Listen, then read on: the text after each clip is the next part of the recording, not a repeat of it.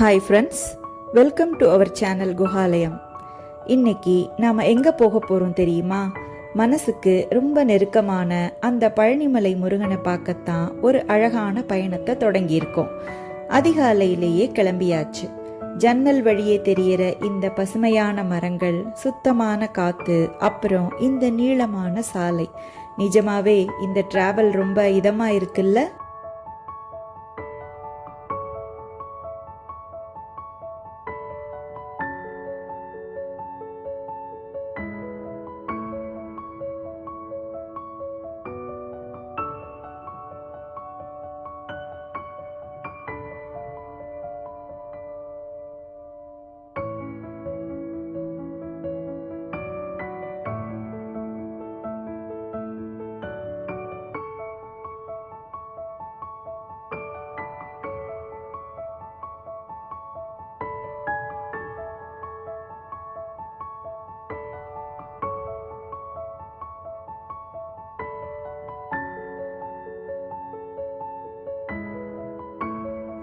சின்ன வயசில் ஊரில் குதிரை வண்டியில் போயிருக்கேன்.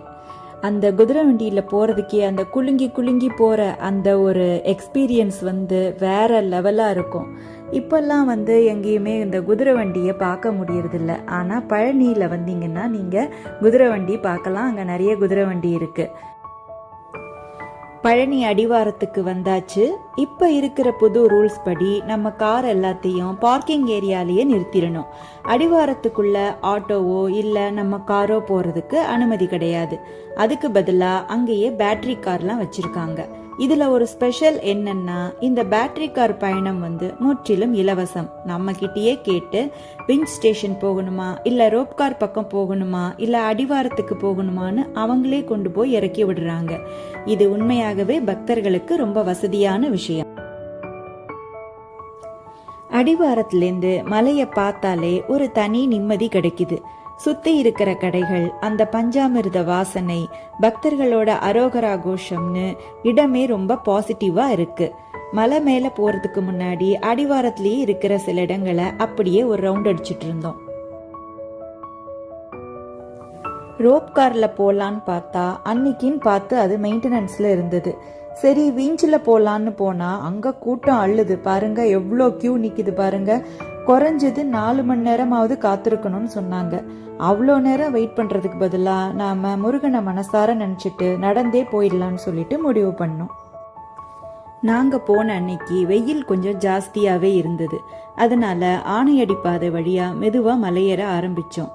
படிக்கட்டுல அப்படியே ஏறி போகும்போது அந்த பாதையோட அழகு, சுத்தி இருக்கிற இயற்கை எல்லாமே பார்க்கறதுக்கு ரொம்பவே அழகா இருந்தது. என்னதான் கொஞ்சம் டயர்ட் ஆனாலும் அந்த முருகனை பார்க்க போறோங்கிற சந்தோஷத்துல நாங்க அப்படியே பேசிக்கிட்டு உற்சாகமாவே மலை மேல ஏறிட்டோம். மலை மேலே வந்தாச்சு. ஆனால் உங்களுக்கு தெரிஞ்சதுதான், மேலே ஃபோன் கொண்டு போகிறதுக்கு அனுமதி கிடையாது. அதனால அங்கே இருக்கிற காட்சிகளை என்னால் வீடியோ எடுக்க முடியலை. ஆனால் அந்த முருகனோட தரிசனம் மனசுக்கு அவ்வளவு நிறைவாக இருந்தது. எல்லா கவலையும் அந்த ஒரு நிமிஷத்தில் காணாமல் போயிடுச்சு.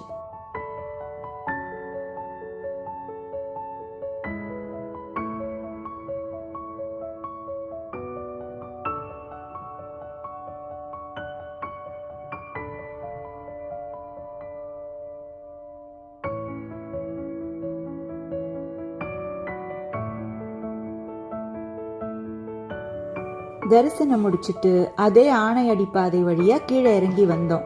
மத்தியான லஞ்சுக்கு ஹோட்டல் நலபாகத்துக்கு போனோம்.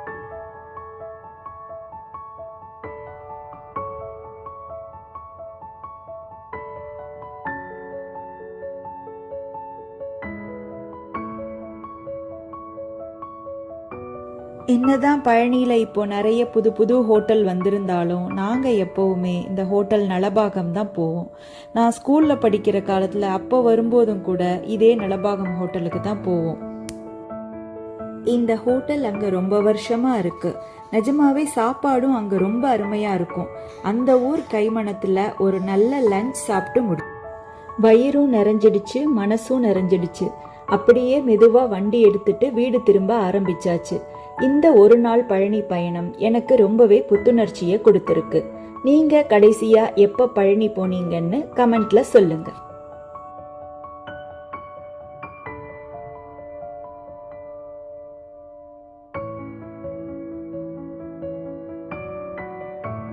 இந்த வீடியோ உங்களுக்கு பிடிச்சிருக்கும்னு நினைக்கிறேன். இந்த வீடியோ பிடிச்சிருந்தா லைக் பண்ணுங்க, உங்க ஃப்ரெண்ட்ஸுக்கு எல்லாமும் ஷேர் பண்ணுங்க. மறக்காம நம்ம குஹாலயம் சேனலை சப்ஸ்கிரைப் பண்ணுங்க. மீண்டும் வேறொரு வீடியோவில் சந்திக்கலாம். நன்றி.